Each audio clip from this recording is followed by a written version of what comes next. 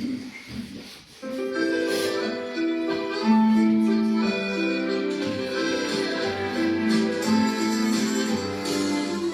piosenki śpiewam po polsku w mojej ojczystej mowie. Czasem odkrywam coś niezwykłego w jakimś znanym słowie. Żeby umieć opowiedzieć o tym, co czuję.